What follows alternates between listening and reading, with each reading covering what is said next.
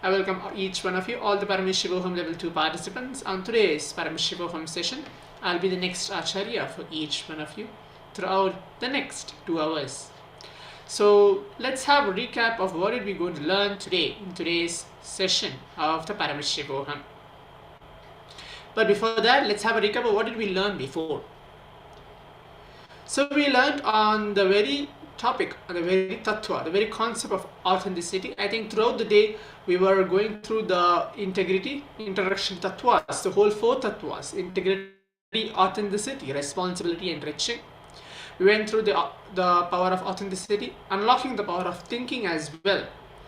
Now let's move on to learn on the very topic of responsibility. Responsibility is a cognition. Responsibility is living and operating from the understanding that you are the source of everything, and therefore you are responsible, and therefore you are responsible for all the happenings around you. You create all this world. You maintain all in this world. All this world is seen in you. You are earth, water, air, fire, ether. You are beyond the 4 measures of speech.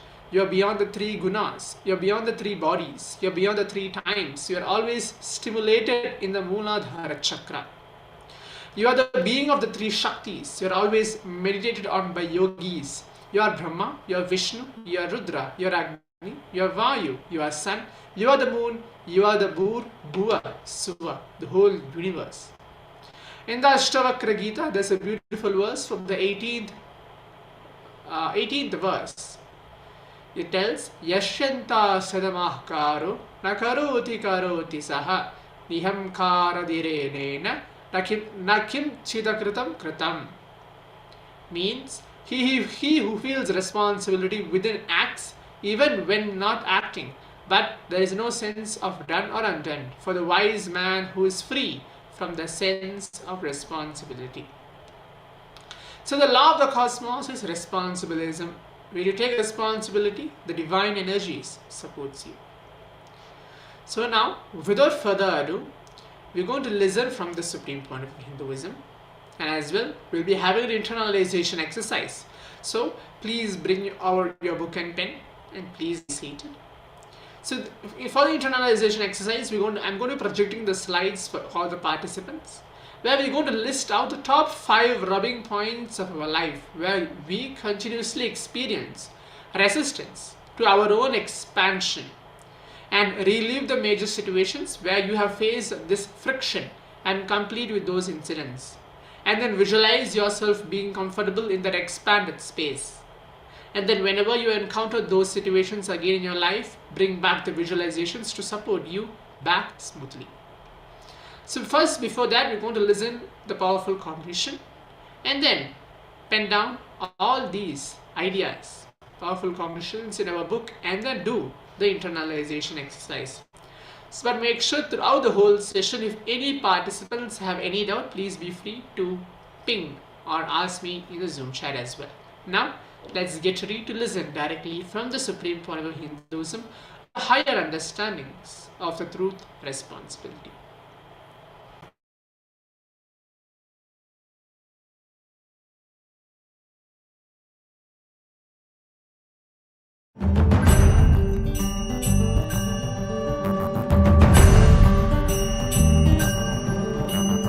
Understand, today, whole evening you will be doing this process of completion, a very powerful process. I'll give you the exact instruction how to do. Now, before getting into the completion, we will finish one more process you need to do, completing with your feelings. Please listen. Yesterday, completing with the words, that is integrity. Completing with your thinking is authenticity. Completing with your feeling is responsibility. Listen, I am giving you an example. How the feeling and responsibility is connected. Listen. Sometime you are watching the TV, breaking news, bomb blast, 150 people dead. Immediately you get up and sit. And the next line, in Iran or Iraq. Okay. How many of you have experienced this? Raise your hand. Means, the moment it is in some other country, what do you do?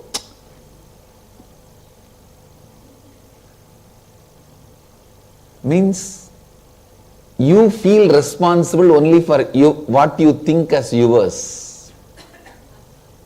Clear? Only for what you think as yours, you feel responsible.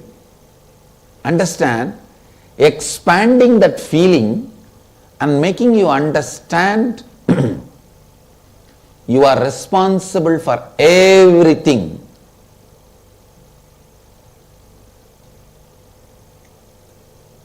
Completes all your incompletions in the feeling level. Listen. One more example. Listen. An old man goes to next village for some work.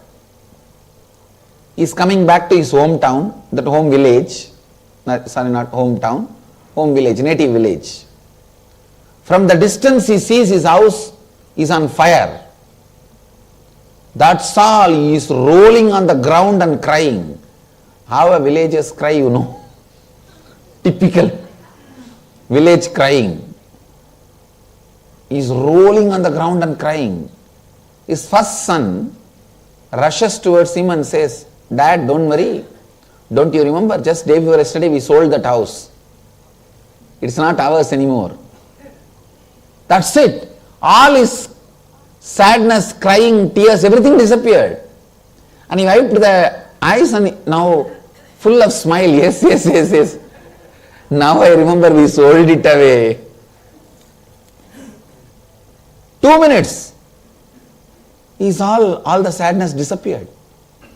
In 3 minutes, the next son comes and says, yes, Dad, we sold it, but we have not got the money. Because we have not got the money, it is still ours only. That's it. Again this fellow started rolling and crying. Now you can see this in your life.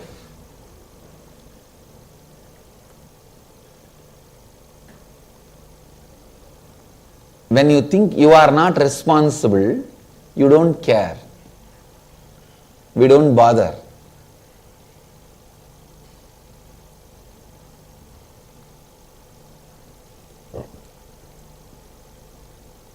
Listen. We are all always afraid of responsibility because the moment we think responsibility, oh, so much work. I am already loaded. Too much is in my plate. How many of you sing all these words like a japa every day? Too much is in my plate. I am already loaded. I cannot take anything more. I cannot take up anything more. I am done. These are all like mantra every day we chant. Understand? It is because we have a wrong understanding about responsibility. You forget responsibility is more power. It is more power, not just more work.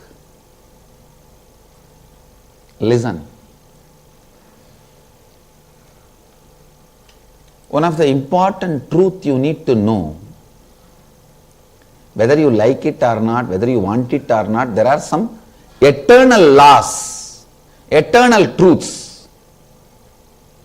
Whether you like it or not, want it or not, you are the source of everything. Please listen. You may, how much ever you try to forget, no, I am not the source. Truth remains as truth. There is some story. Understand? Same way, how much ever you try to forget, you may try your best to forget. No, I am not responsible. My wife is responsible for everything. My son is responsible. My father is responsible for all the suffering I have. Whether you want it or not, like it or not, believe it or not, the truth is you are the source of what you are having, good or bad.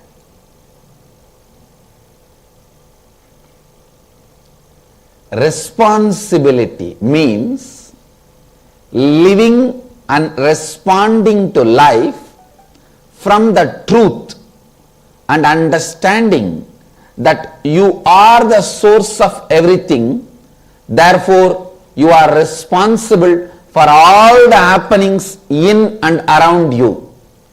Listen, I am repeating. Whether you want or not, like it or not, believe it or not, there are some truths exist.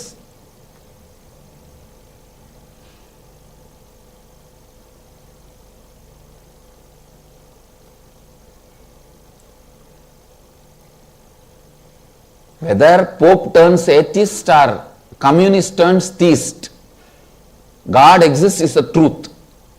Nothing can be done about it, how much ever you deny.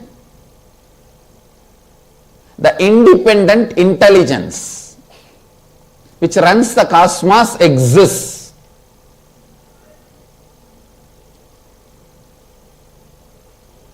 Same way, there are some eternal laws which no one can change.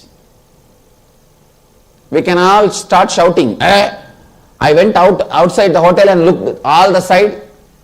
Himalayas is not there in the Haridwar because I am not able to see. We can all shout. Is our shouting going to take away the Himalayas? It will continue to be there in the Haridwar. Haridwar means entrance to God. Himalayas is the embodiment of Hari, God. Haridwar means entrance to God. So just because we all scream, the Haridwar is not going to be taken away from Haridwar. Himalayas are not going to be taken away from Haridwar. What is this? I went to the roof of the hotel and looked around. I didn't find Ganga. It's a lie. Ganga goes around in Haridwar. We can scream. Is our screaming anyway going to stop Ganga or affect the Haridwar? Affect the Himalayas? Same way, whether we believe or not, there are some eternal laws, laws of life. Whether you want it or not, like it or not, the truth is you are the source of everything. In Vedanta we have a beautiful word, Drishti Srishti and Srishti Drishti. You think you see what is, but the truth is you create what is. You create what you want. You don't see what is, you create what you want.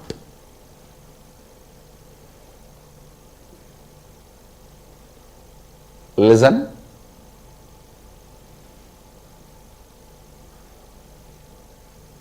Responsibility means thinking, feeling, living, responding to life from this understanding. I am the source of everything. Therefore, I am responsible for everything happening inside me and outside me, in and around me. Cognizing this truth,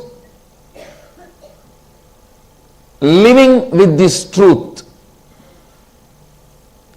cognizing this truth and living with this truth, is responsibility. Listen.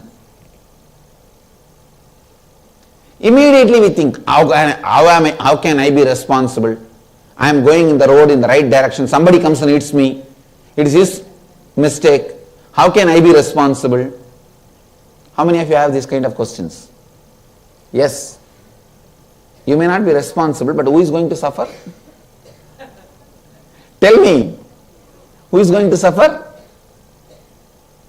Listen, you may not be reason, but you are only responsible. You may not be reason, you are only responsible. Listen, people who don't take responsibility even for their actions are animals. People who take responsibility for their actions are human. People who take responsibility for the actions for which they are not reasons, even for those things they take responsibility, they are leaders. Understand? Many times you may not be reason, but if you feel responsible only, you will come out of that situation. You will come out of that problem. How many of you are getting it?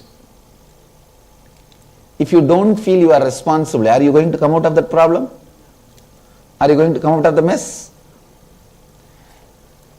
Whether you are reason or not, who is actually suffering there? We. So be very clear.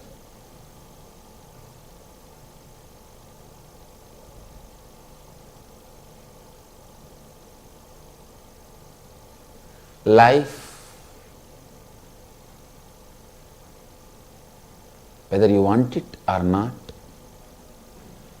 believe it or not, like it or not, whether you take it as a good news or bad news, you are source of everything. Whenever you understand that, you cognize it and process, you feel powerful in the life. Whenever you feel you are not responsible, somebody else is responsible, you become powerless, that's all. Truth empowers you. Ignorance makes you powerless. How many of you want to live a powerful life? Then you should take up the truth in your life. The truth is, you are source of everything in and around you.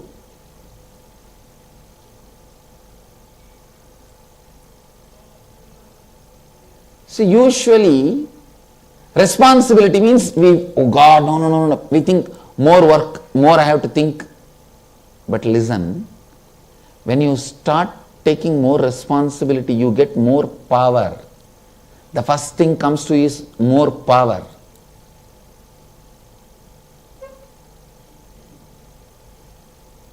I tell you,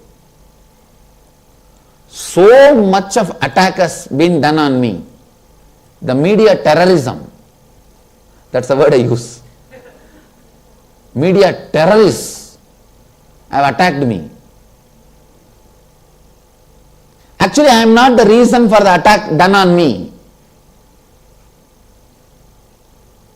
It's complete false, lies. I am not the reason for the attack I went through. But I know I should take responsibility. Only then I will come out of this whole situation. I came out. Now nothing has stopped. No one can do anything.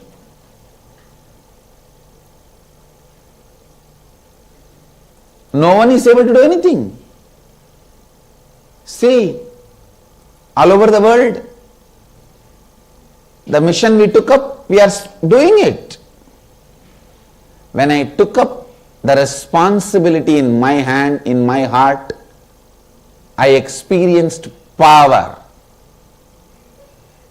That power naturally gave me the clarity to do what needs to be done, and I am successful. So listen, from my experience I tell you, responsibility is power, not just work.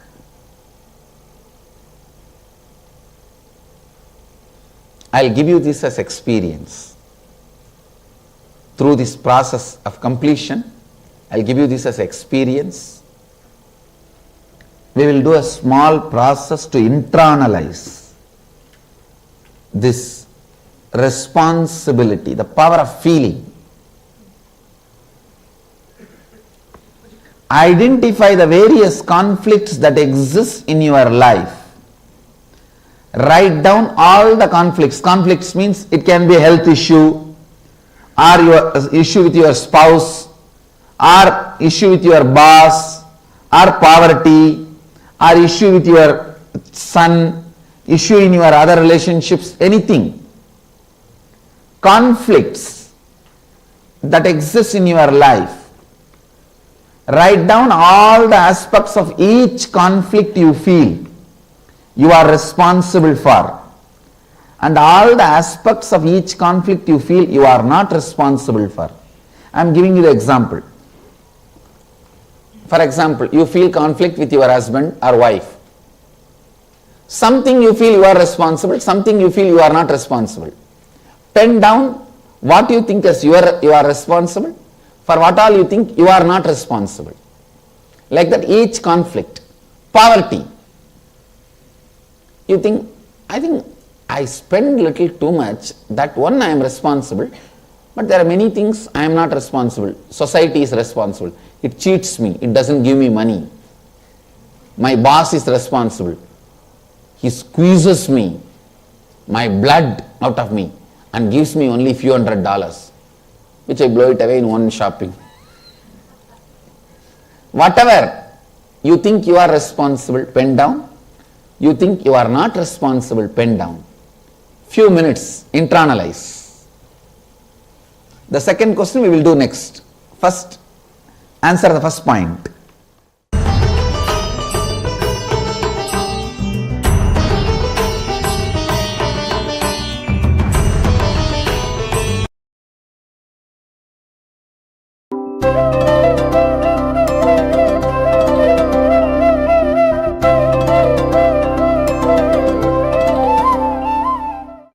I wanted to introduce these words used here by Sanjaya. The words to mention Krishna and Arjuna. He uses a word Kudakesha for Arjuna. Kudakesha means man who conquered the sleep.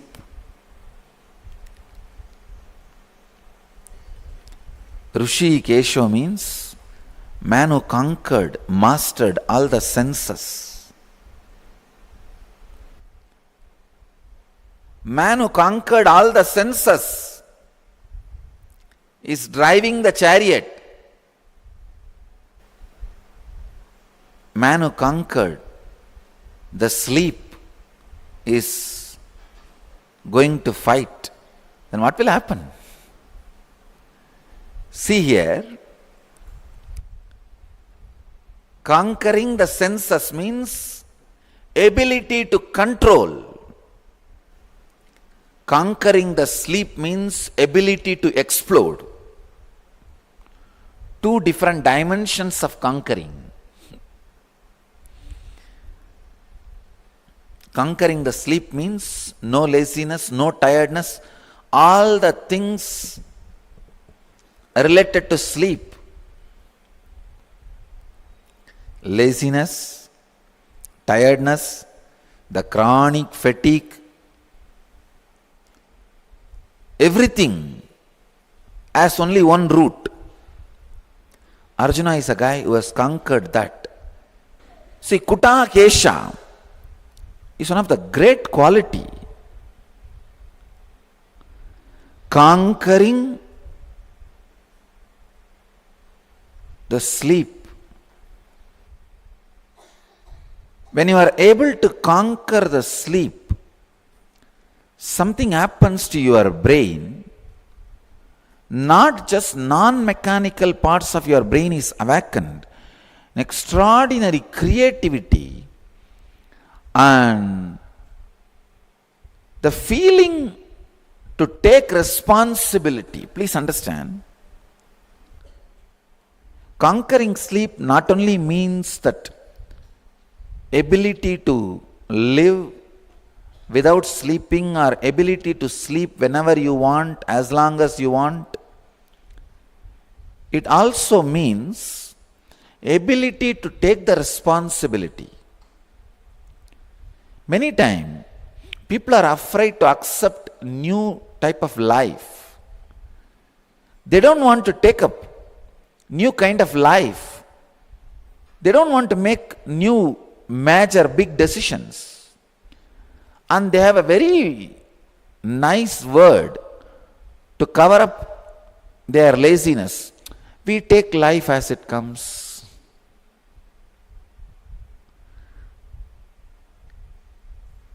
If you are waiting for the life to take the major responsibilities for you, it will take the major decisions for you. It will do, but after giving you strong kicks.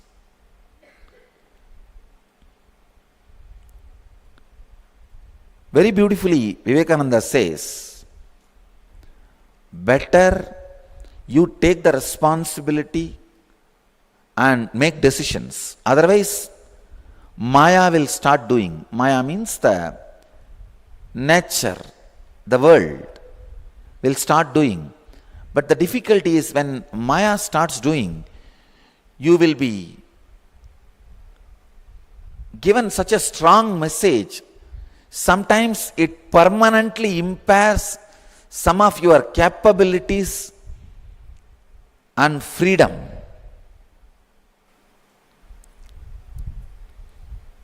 It happened. Let me give you one example.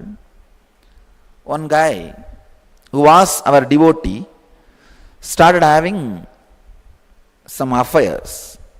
Wife came and cried to me. I said, call that guy. I called him and said, what is this? Then he said, Swamiji, you should only stop me. I asked him, what do you mean that I should only stop you? You want me to take your car keys and hide it or what? He said, no. You only should take care of me. You only should stop me. I said, don't you see it is such a nasty way of escaping from the responsibility?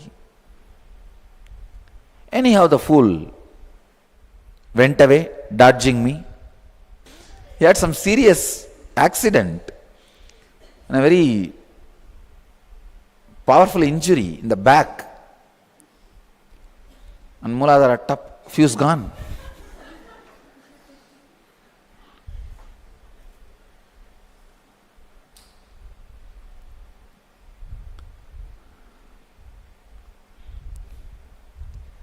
Very difficult. See, if you have listened and taken the responsibility on your own, it would have been totally different. But when the life teaches, that becomes totally different. Sometime, your life may connect, your motives may go parallelly with the motives of the cosmos. But that is not enough. You should have the complete understanding which cosmos is carrying.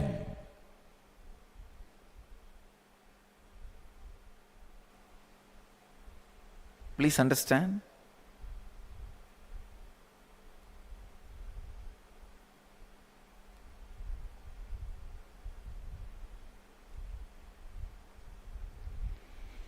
not just in being in tune with the cosmos as accident. See here, the Arjuna's motive and Krishna's motive are touching each other at one or two points as an accident. War. That's all. That is the only common point. But other motives are all different. But Arjuna needs to imbibe all the logics of Krishna, all the motives of Krishna completely,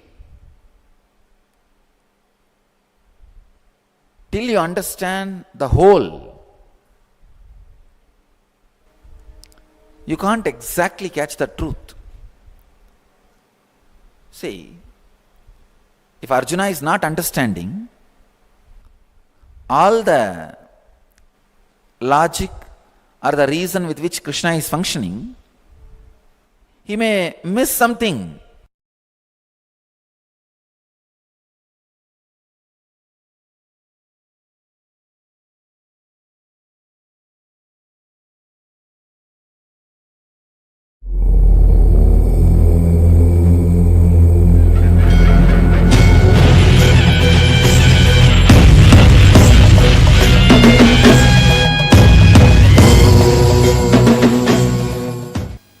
So let me give you the essence of yesterday. Integrity means honoring the word you give it to you and to others.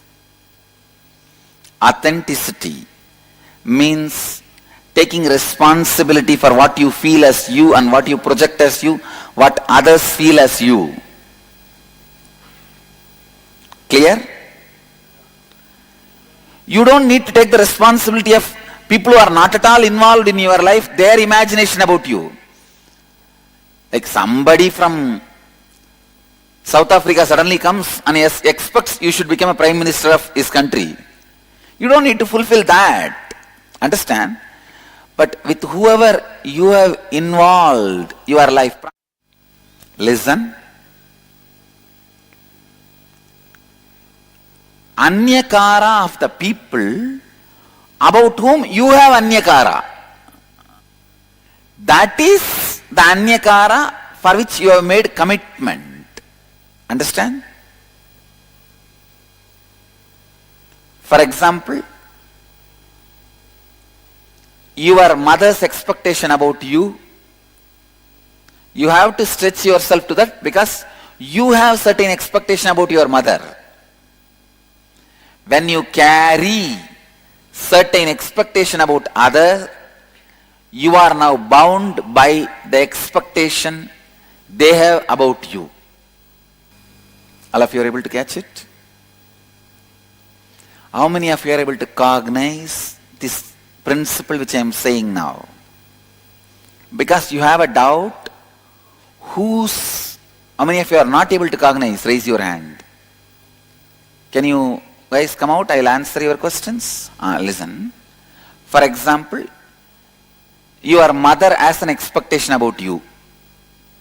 You have to stretch yourself to that because you have expectation about your mother.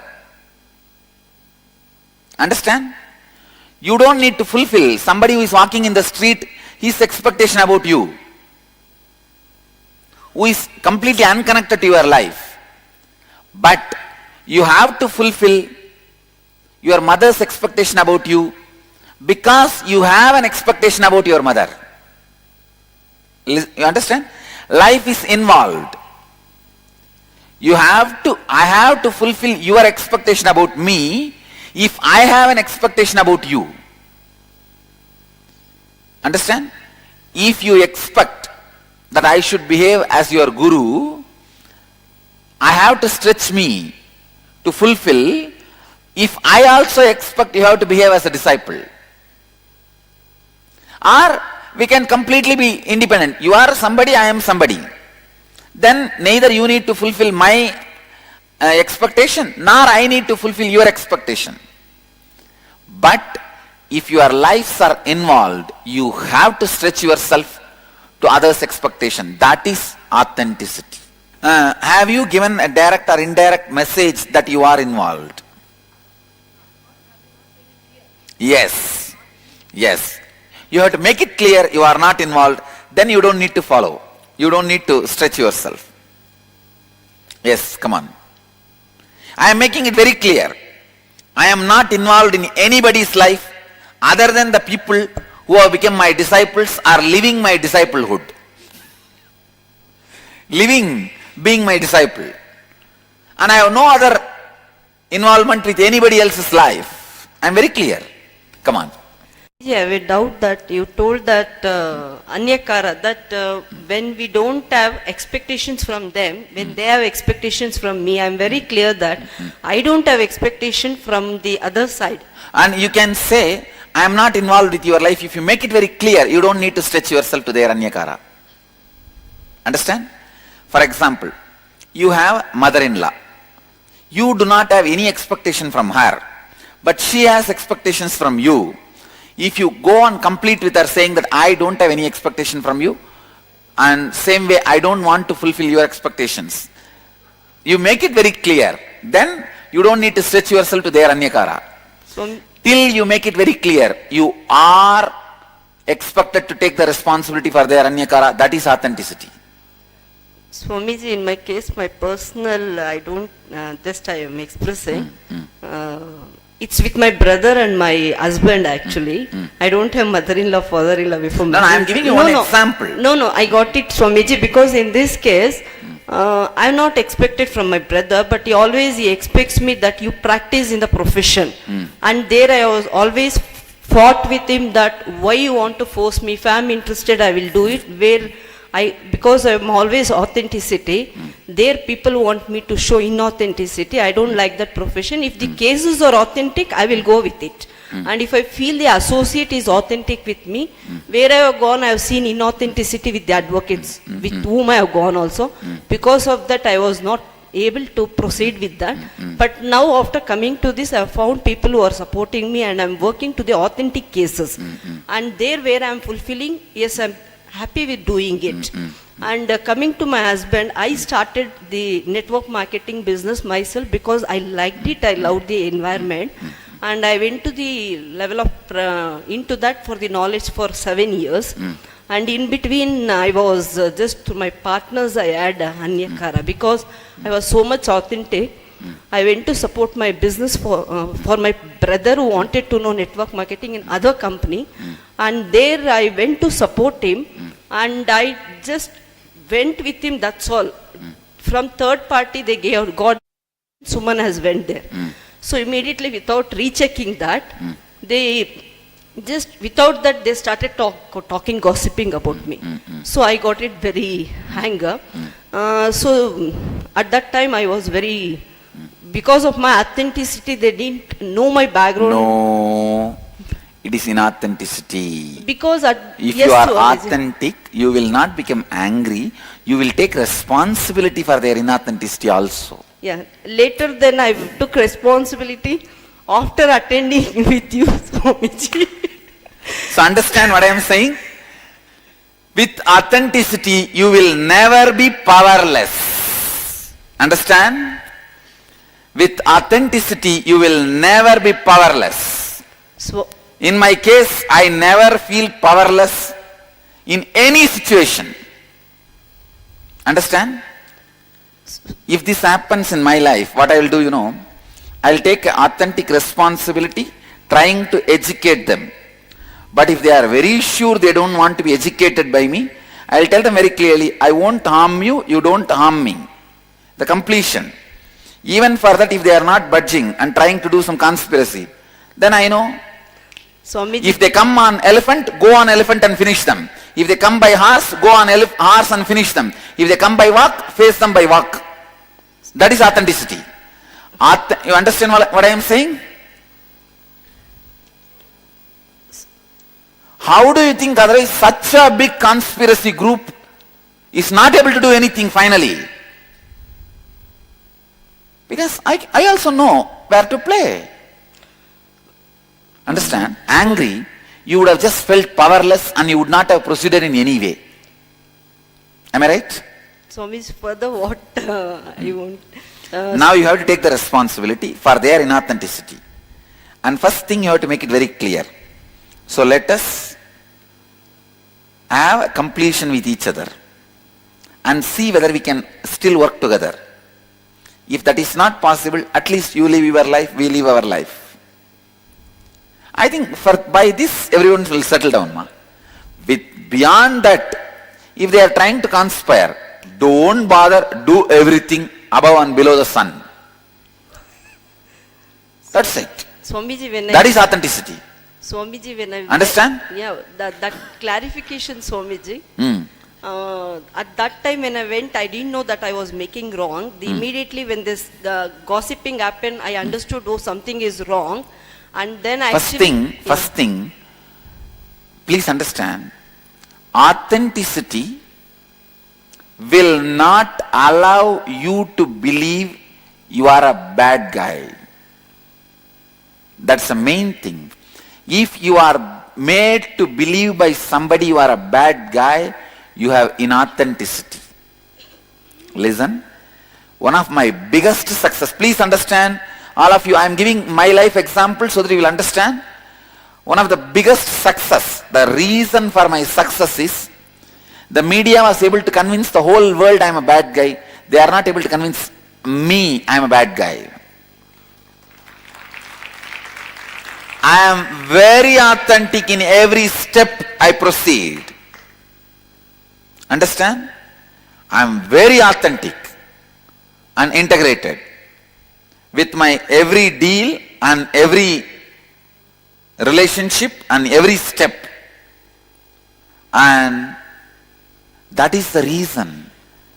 Because there is no inauthenticity in me, they are not able to convince I am inauthentic, I am wrong. So if they are able to make you believe you are wrong, there is some inauthenticity hiding there.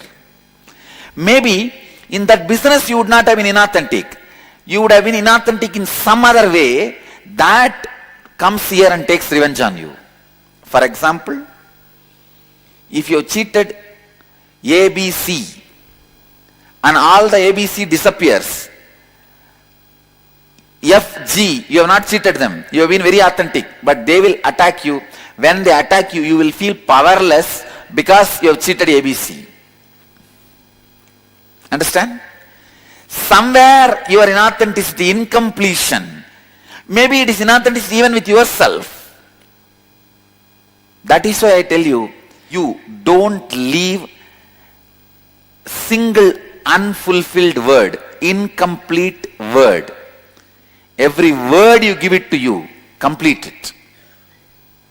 If you are not able to complete it, sit every night and at least clear it, saying, I gave this word to you, I am not able to fulfill, I am completing it, I am liberating you. Please understand, this one habit of swapurnatva, completion with yourself, takes away insecurity. See, whenever you start a work, you will always see one corner of your mind will tell, no, what for you are going will not be successful. How many of you cognize this? Always one part of your mind. That part is nothing but the incomplete part. Understand? Then after that, they made me that I'm in. When I started telling that where I'm wrong, come on, prove that, and I started talking to them, and they all kept quiet, Swamiji, because they told me that we will stop you from the company, that this. Then I told even I'm ready, where I'm wrong, come on, prove it, and all kept quiet.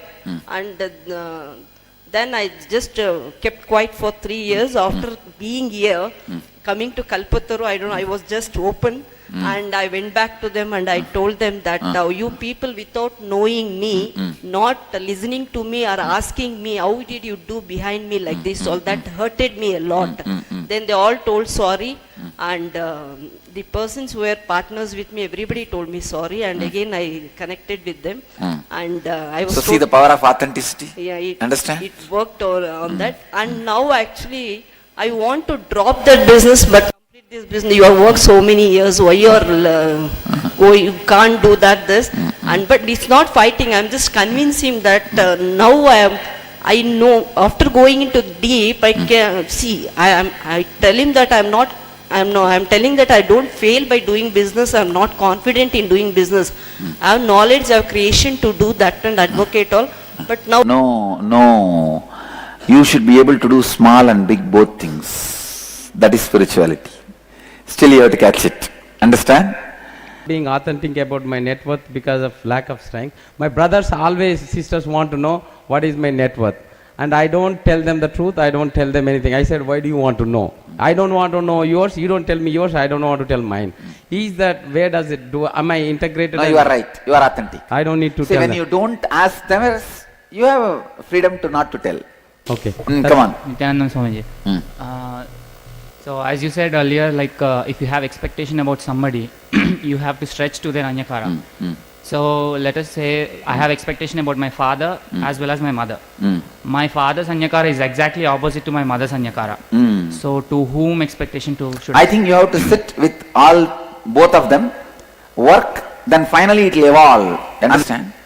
You may have to sit with both of them and ask them, then let both of them fight with their inauthenticities and it will boil down to one anyakara, which will be easy for you. And I think after all, both of your parents have done program, so they understand the tattvas and principles. It will be easy for you. Come on, quick. Yes, if you have any expectations about them, you are inauthentic to their anyakara. Then it's wrong. Then you can make them understand these are such simple things. No, you can make them understand I am healthy, come on. Why are you constantly putting this word into my head that I am spoiling my health? Quick.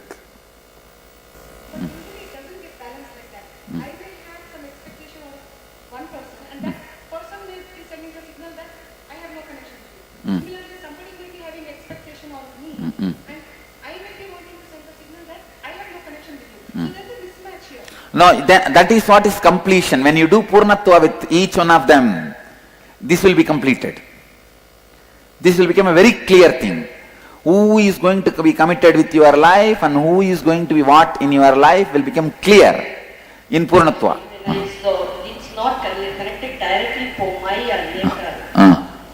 In this case, actually, after when I got immediately married, I saw the inauthenticity, the inequalities of my husband's family. He's my last son. When I saw that, I waited for some years, let me see whether my husband is wrong or they are wrong.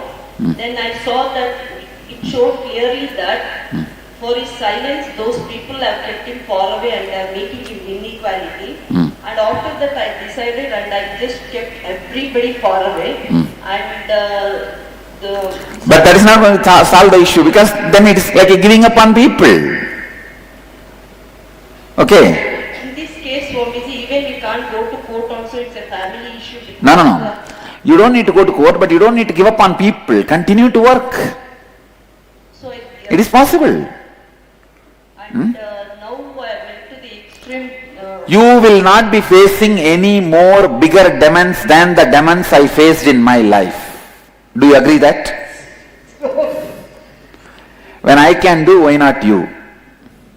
Okay? Sometimes is it my ego that I can't Yes. do? Giving up on people is nothing but ego. Simply ego. Go ahead. Swamiji, in the relationship, always when I saw you, I accepted you are my guru. When somebody tells I am your mother, when I don't feel I don't feel that motherliness in them. So you can tell them very clearly, complete with them. You may feel I am your mother, but I don't feel I am your mother.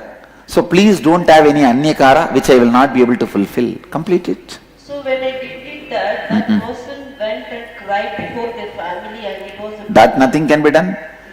The people will cry forever. Just because sometimes people may cry that you are alive. What can you do for that? What to do? Understand? Is it not? So just we'll have to face it.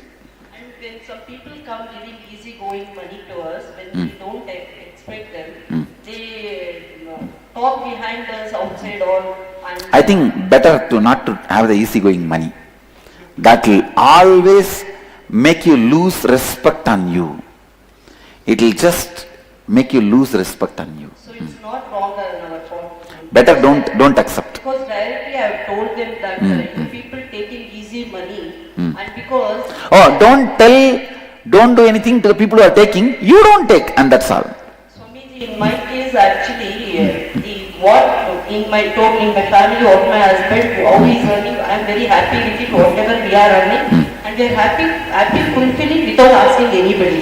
But in this case, my brother's family, they are not happy in the society for the state that we are not materialistically showing. And I gave them clarification that we are business people, we invest money into the business. We never show that we want car or building house, because whatever house we have, whatever that we are fulfilled with that. But they are not fulfilled with that, and they, especially my brother, he tells that in society I can't do traveling auto, you are staying in that house. It's my father-in-law's house, which again fulfilling is staying, and they feel very bad to tell society that he's staying in that house. Tell them, even Swamiji, you are not wrong in that. In that you are right. Even I drive the same car for last 10 years. What to do? Forget about it. Those things are not. No, you are authentic as far as this is concerned.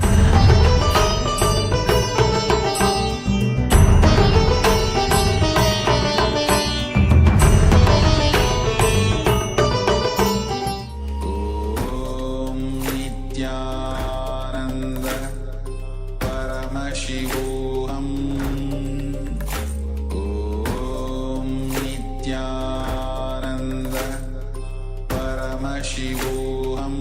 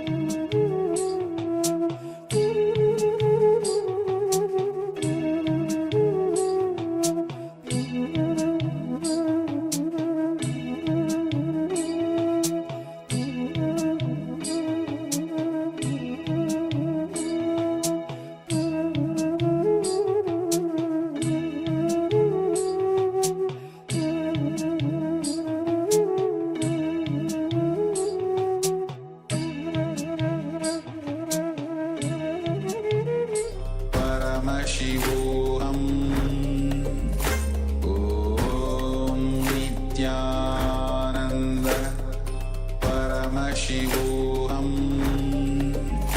Om Nithyananda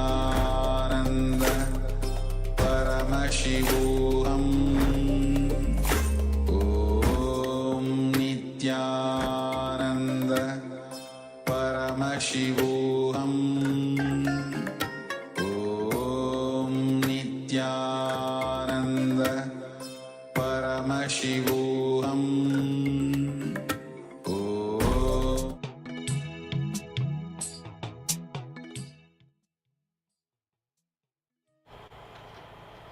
Yes, so now as we completed the higher understandings on the truth of responsibility, and we did the internalization exercise as well, let's all now move on to learning about enriching. So what is exactly enriching? Enriching is expanding yourself and life in and around you, and with a powerful condition that life around you is simply an extension of you.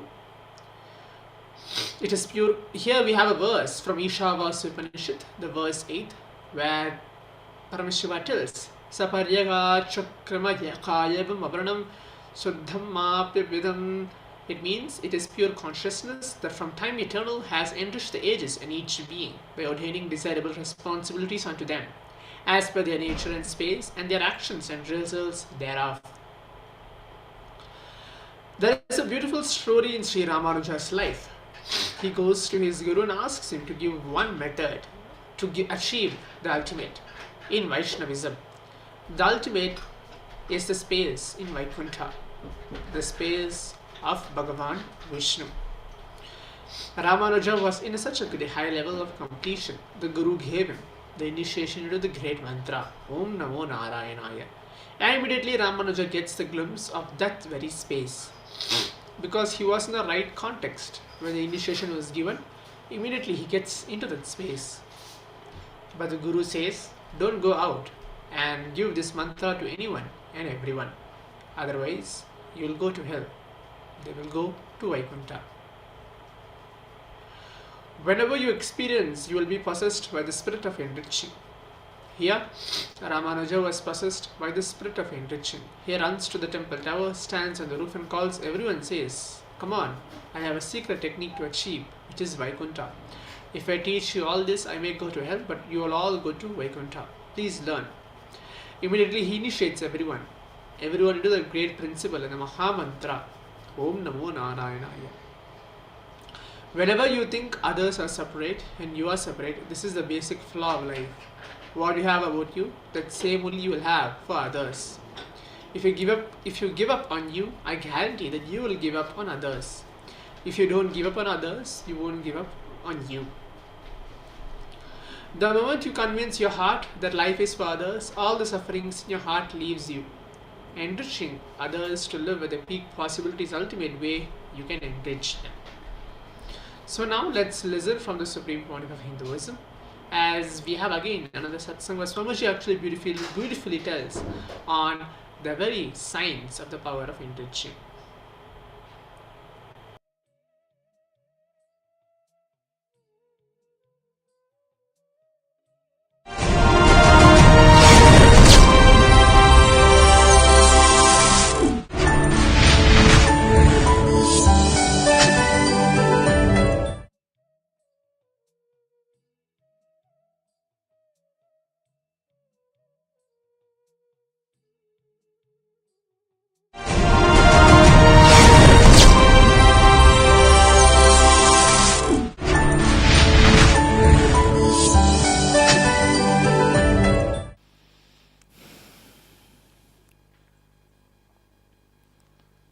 Let us start.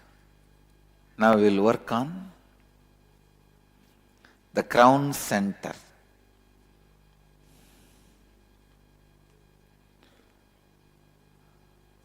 The thought current of discontentment, frustration.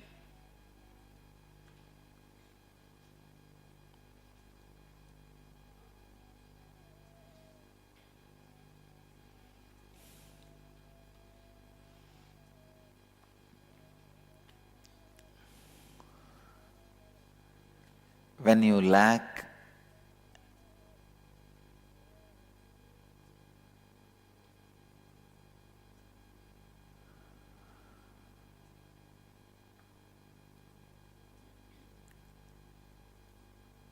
involving with others' life, the crown center collapses. Please understand.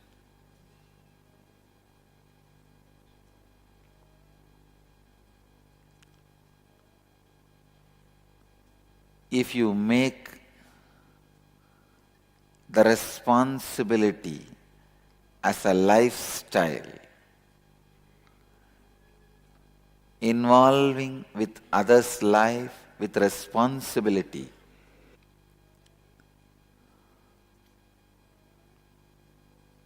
the only way you can awaken the crown center, once your crown center is awakened, you live like a god. The only way your crown center is awakened is by living the fourth fundamental truth about living enlightenment, enriching. Enriching yourself and others continuously. What I mean by the word enriching is you taking responsibility with integrity and authenticity that you are committed to continuously enriching, making difference to yourself and to others.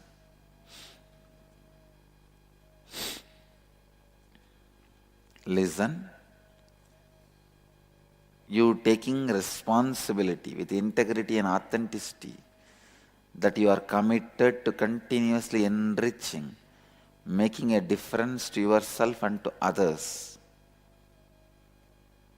Enriching is your commitment to the possibility of living yourself and life around you in a space of expansion and completion.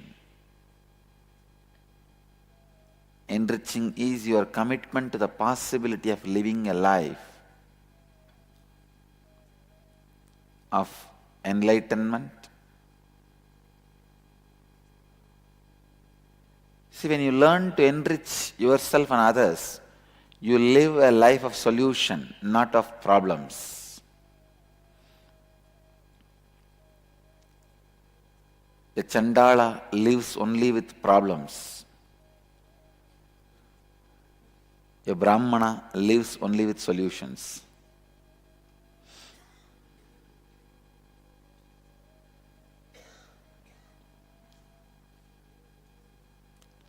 Kshatriya makes problems, Vaishya solves problems. But even Vaishya and Kshatriya does not have solution. They take it only from Brahmana. Enriching is your commitment to the possibility of being superhuman, living continuously the divine consciousness.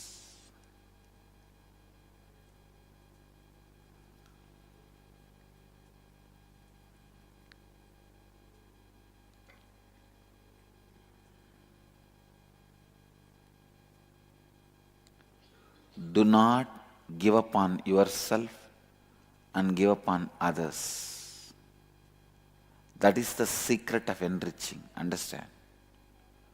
Don't give up on you and don't give up on others. Meena Joshi is asking, Swamiji looks very tired, like he needs a good sleep. How is he going to meet 280 questions for Kalabhairava? Meena Joshi, don't worry. Once Kalabhairava enters, sleep, everything disappears.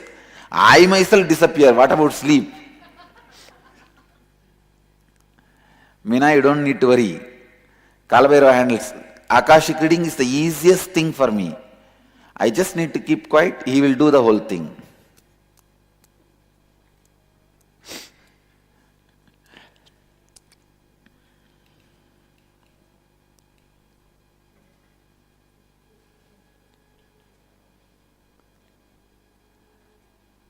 The master key to practice enriching you and others is don't give up on yourself.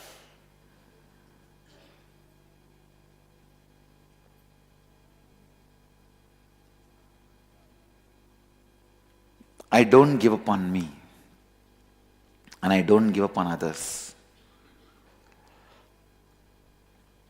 I don't give up on me, and I don't give up on others. Please understand.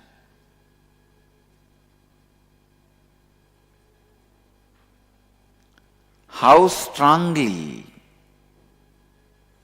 you are going to remind yourself not to give up on you and others, that is going to make the success of your life, and that is going to keep your crown center alive, Sahasrara alive.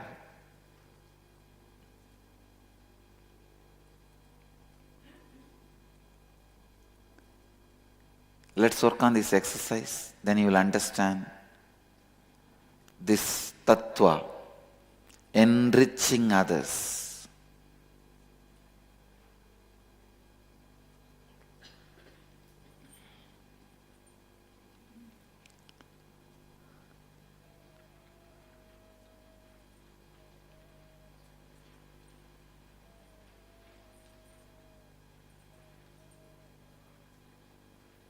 Make a list of all aspects of your life that you are not satisfied or happy about it. Look deeply into each of these aspects of your life and identify where you are not taking responsibility for your non-integrated and inauthentic thoughts, words and actions that are present in these aspects of your life. Now with awareness, bring integrity, authenticity and responsibility to these aspects of your life and visualize that now you are a being in a space of expansion, happiness and gratitude. Write down what are the new thoughts, words and actions you will take in the same aspects of your life now. Inside this new space of being in expansion, happiness and gratitude, write down in what ways you will now enrich yourself and others in your life, in all other aspects of your life. Go ahead.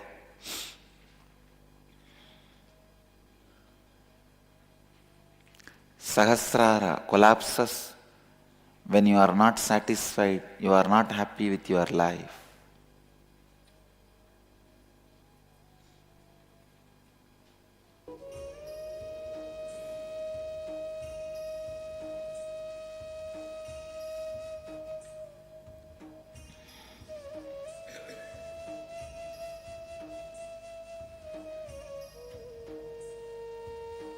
See very clearly, your unhappiness will be because you gave up on you. If you quickly give up on others, you will give up on yourself. If you don't give up on you, you will not give up on others. Because I never gave up on me, I'll never give up on others.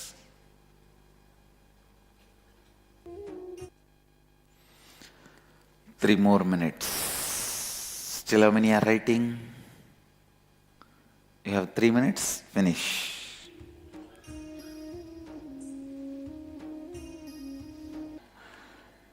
Let's gather for next session. Thank you.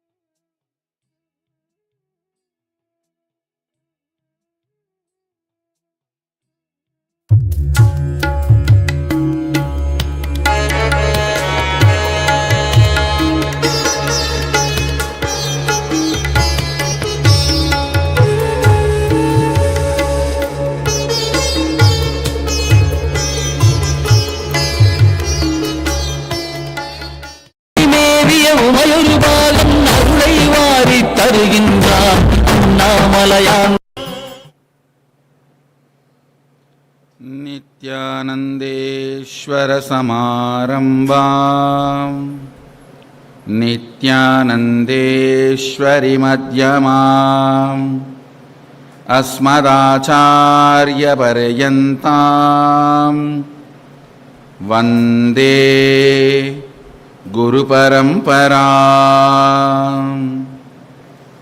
I welcome you all. with my love and respects. I welcome all the devotees, disciples, Samajis, Satsangis, Shri Mahants, Mahants, Tanidar Kotaris for the living Sadashivoham process. The manifest and unmanifest components of Sadashiva is part of you.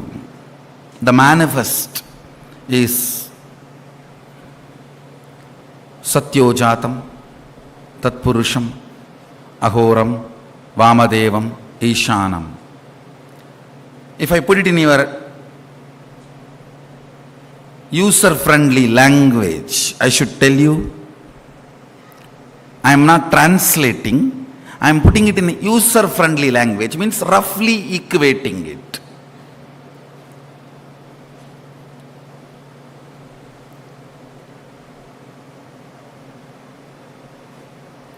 Tatpurusha, Ahora, Vamadeva, Satyojata, Ishana. These are the 5 manifest aspects of Sadashiva. If I have to put it in user-friendly language, I should say creation, maintenance, destruction, delusion, and liberation. Listen. You go through all the 5. When you are in the mode of creation, if you add integrity, you will manifest Sadashiva's creation.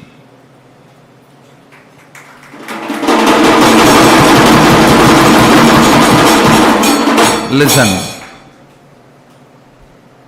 When you are in the mode of creation, add integrity to you, you will manifest Sadashiva. Let me repeat. When you are in the creation mode, add integrity to it. You may ask, what is creation mode? When you feel like doing something active. It can be your office work. It can be manifesting wealth. It can be doing something for name and fame, including career activities, or it can be physically creating something, art, painting, drawing, even sexual desires, activities, all these belong to creation. When you are in the creation mode, bring integrity to you, you will manifest Sadashiva. Your creativity plus integrity is Sadashiva's creation energy, Satyojata. Only from Satya anything can be born. Jata means born. Satyojata means born out of integrity. Anything which is born out of integrity only will stand forever. So the creation phase of Sadashiva is Satyojata. In all your creativity, it can be as simple as cooking to as complicated as manifesting wealth. It can be as lower as you think, sexual desires, or can be higher as creating your enlightenment. Any creation, including manifesting powers, any creation, including manifesting powers, add integrity to it. Out of Satya, anything born, Satyojata, anything born out of integrity will stay forever and do good to you. You all have that creation mode in you, that is Aham. When you add integrity to it, you become Sadashivoham in your creativity.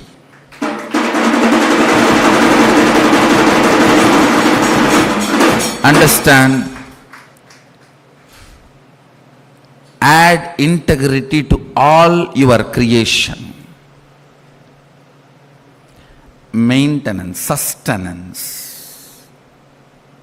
Bring authenticity to your sustenance. Listen. Anything which loses authenticity starts collapsing, and it needs to collapse. The earlier it collapses, good for the humanity. Understand? Anything which loses its authenticity, it is time for it to vacate the planet Earth, the existence. Anything which retains its authenticity continues to exist forever. Anything, if you want it to be alive, just retain its authenticity. Everything else will be taken care. When I was attacked, the only thing I decided, I will keep the authenticity of me and my Sangha. That's it. It cannot be destroyed. Authenticity. In all your sustenance, bring authenticity. In all your sustenance, bring authenticity.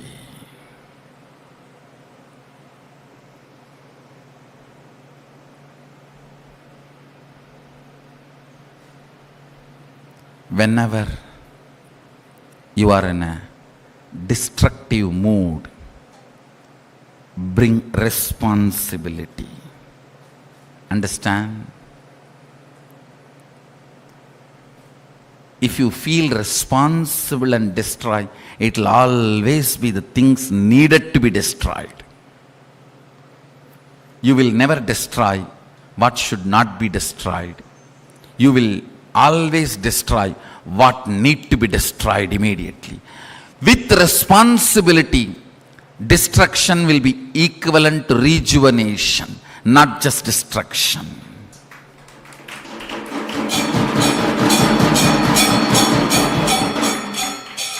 Irresponsibility leads to tantrum throwing, rioting destruction.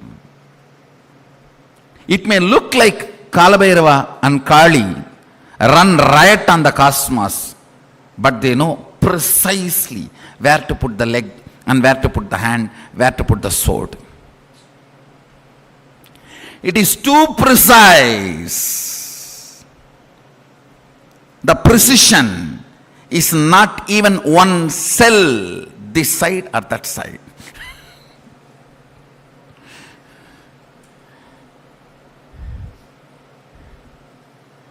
It is more precise than any laser surgery. Understand? Kalabhairava's Trishul may be as huge as Merudanda, the Meru hill, but it is as precise as non-invasive surgery laser. How the non-invasive laser surgeries performed on your heart are precise. Kalabhairava's Trishul is that precise because it feels responsible. Understand? Whenever you are in the destruction mood, anger, violence, frustration, not depression. Depression is delusion. Frustration is destruction. Listen, anger, frustration, and destructive mood, these three. Whenever you are in these three mood, bring responsibility to you. Look in, are you behaving responsibly? Are you behaving responsibly? Whenever you are in the mood of delusion, confusion, depression, Understand? Depression, delusion, confusion means much of your part is rotten. For example, if 20% of a vegetable or a fruit is rotten, you can cut that portion, remove it, consume the remaining part. If 99% of it is rotten, you won't be able to get that 1% out. The whole thing needs to be discarded. Listen carefully.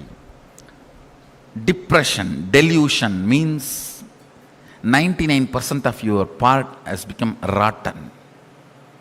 Now, the only way to get rid of it is start living for others, enriching. You are already rotten. If you build your mind, your life on you, it will be stinking. Forget about you. Start living for others. Enriching is the only solution. Listen. These 5 aspects of Sadashiva, actually in reality 6. The ultimate, the 6th is unmanifest. Let me explain these 5. Creation, sustenance, destruction, delusion, liberation.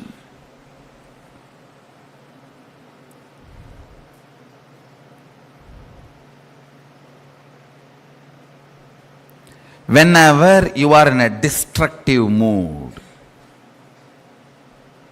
feel responsibility. Bring responsibility into it.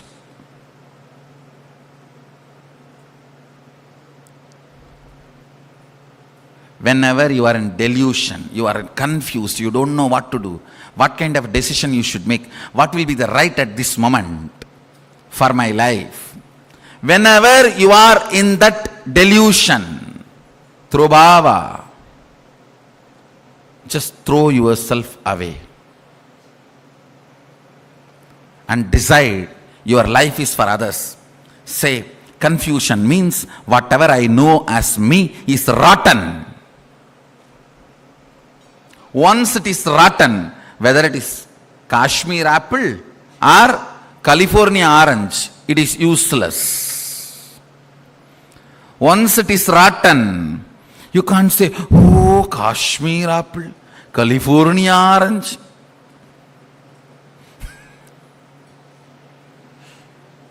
Like Shankara says, nahi nahi rakshadi to krunj karane. When death arrives, to krunj karana, your logical understanding of the language does not protect you. You can't use a straw to float in the ocean. If you think you can, you are a fool. Nahi nahi rakshadi to krunj karane.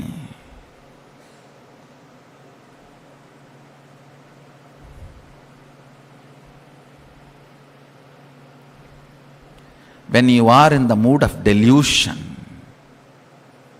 listen. When you are in the mood of the delusion, decide life is for others. Make all the decisions based on enriching. Life is for others. Change the place you are living. Change the people with whom you are living. Change the profession you are in. If you don't, you will be stuck and wasting the life forever. I tell you, death is much, much better, 10,000 times better than being stuck in delusion. In death, at least you move, go ahead. You move further. Nothing gets lost in death, I tell you. Nothing gets lost. Life will go on running. Neither world misses you nor you will miss the world. I tell you. Many people think, oh, if I die, everybody will miss me. பேரினை ஊரெல்லாம் கூடி ஒலிக்க அழுதிட்டு பேரினை நீக்கி பிணம் என்று பெயரிட்டு சூரையங்காட்டிடை கொண்டு போய் சுட்டிட்டு நீரினில் முழுகி நினைப்பொழிந்தனரே.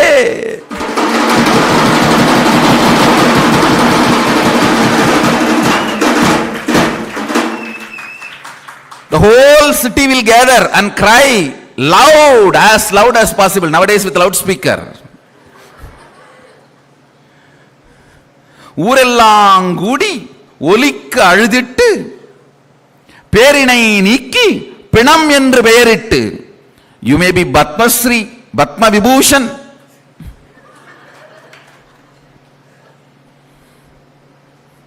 பேரினை நீக்கி பிணம் என்று பெயரிட்டு. Dead body. When are they going to lift the body? சூரையங்காட்டிடை கொண்டு போய் சுட்டிட்டு. The land which is separately allotted for that. You might have been owner of 10,000 acres or the whole kingdom. சூரையங்காட்டிடை கொண்டு போய் சுட்டிட்டு. They'll take the body to a corner allotted for that. நீரினில் முழுகி நினைப்பொழிந்தனரே. Last statement. They will take bath in the water. The last statement is too hurting but true. They will forget you once for all. நீரினில் முழுகி நினைப்பொழிந்தனரே. Listen. They will take bath in the water body and forget. It is not even forgetting, deleting. நினைப்பு ஒழிந்தனரே. It is just delete, over, control D, control delete.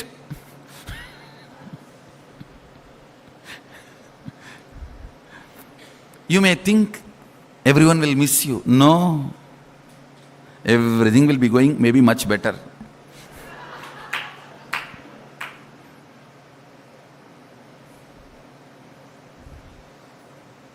And you may feel you will be missing the world, which is not reality actually. If you are a Hindu, you have eternal time, you are given again and again birth.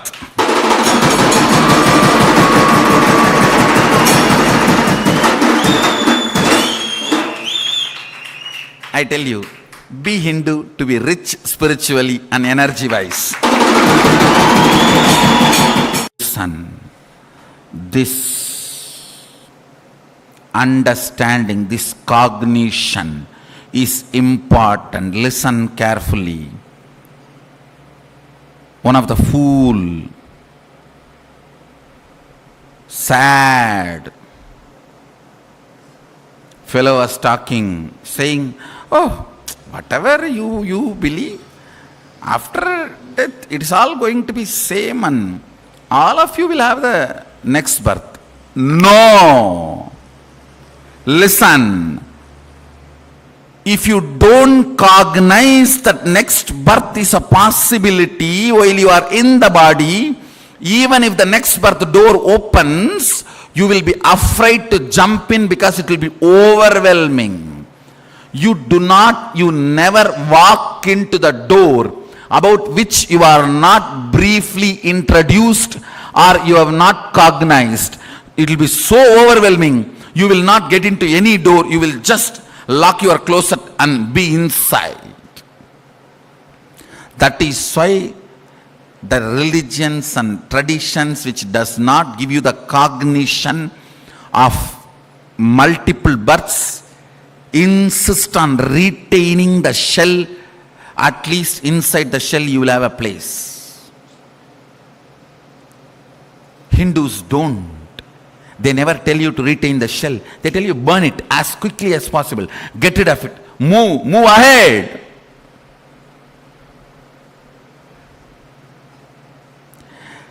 In destruction, neither world is going to miss you, nor you are going to miss the world. So in destruction, don't bring fear to handle it. Bring responsibility to handle it. whether you are in the destructive mood or destruction is coming towards you. Whether you start the fight or somebody started the war over you. Listen. Whether you started the war or somebody else started the war on you, bring responsibility during the moments of destruction. You will see right things will be protected, wrong things will be destroyed. The whole destruction will happen properly. The moment you bring responsibility to your destructive mood, your tantrum throwing mood, your rioting mood, you become Ahora. Sadashiva's destruction phase. You are no more Aham destroying, you are Sadashivoham destroying.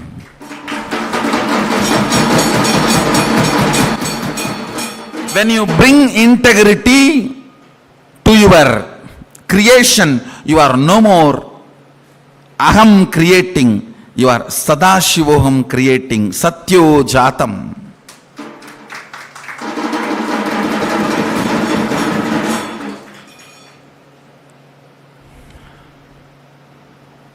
Bring creation, bring integrity into your creation, bring authenticity into your sustenance energy.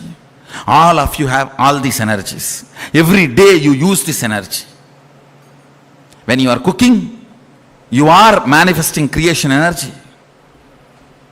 When you are eating, you are manifesting sustenance energy. When you are distracting, digesting, you are manifesting the destruction energy. When you are digesting, you are manifesting the destruction energy. And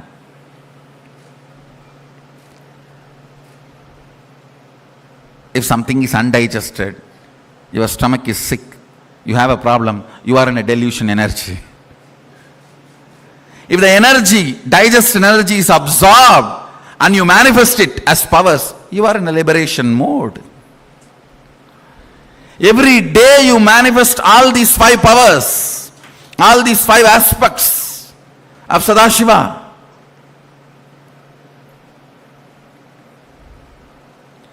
In your creation, bring integrity. In your sustenance, bring authenticity. In your destruction, bring responsibility. When you are in delusion, decide to throw all your ideas, decide to throw yourself away and get into enriching. Decide, my life is for others.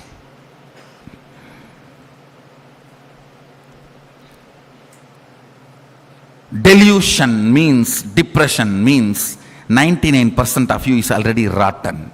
You can't do anything with that rotten, whether it is Kashmir apple or California orange.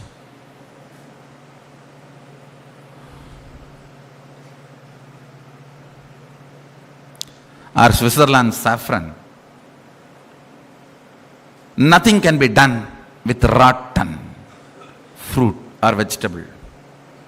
So delusion, confusion, depression means your whole being is rotten. Now don't build your future on that being. Just discard it. Decide, my life is for others. Start building. Out of rotten fruit, a new tree can happen. That rotten fruit itself will not be useful. A rotten mango will not be useful. Dump it. It will become tree and lot of new mangoes will happen.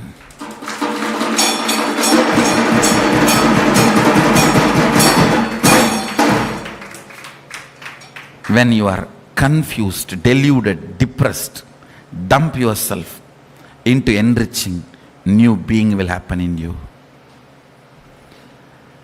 When you are in the mood of liberating, love, liberation means love, care, compassion. Sometimes by mistake it happens.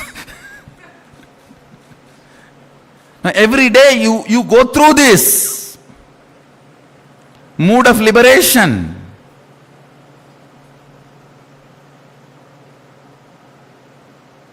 Love, compassion, bliss. Whenever you go through that, bring casting to your life. Casting means making every being experience Shakti Nipada with Sadashiva is casting.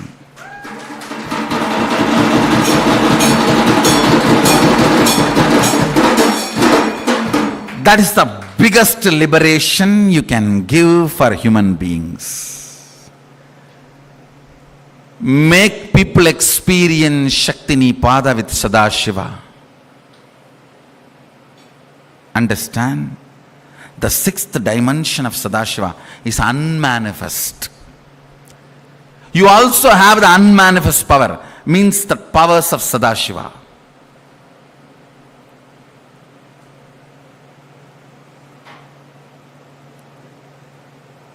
To manifest Sadashiva's creativity, bring integrity. To manifest Sadashiva's sustenance energy, bring authenticity. To manifest Sadashiva's destruction energy, bring responsibility. To manifest Sadashiva's delusion energy and handle it, bring enriching in your life. To manifest Sadashiva's liberation energy, liberating energy, bring casting in your life. Then what will make you manifest? The unmanifest avyakta of Sadashiva, that is Shakti Nipada. As much as possible be in Shakti Nipada with Sadashiva. The Guru, who is embodiment of Sadashiva,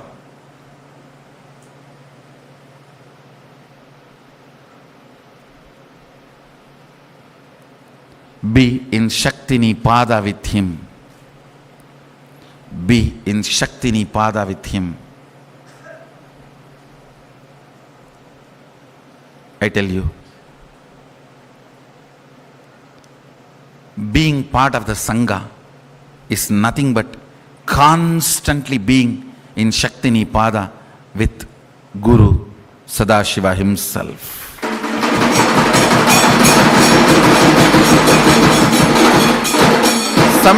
Sometimes I have seen people asking,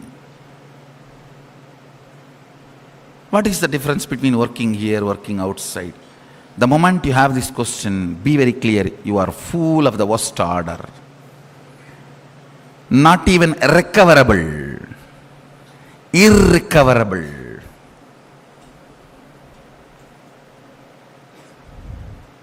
Stupid of the satanic order. Fool of the worst order. Does not understand the basics of life.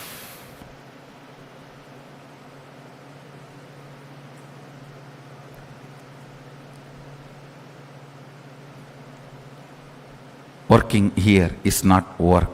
It is Shakti Nipada. Every moment.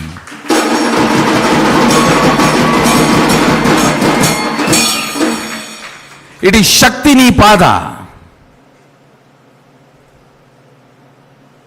Manifesting powers.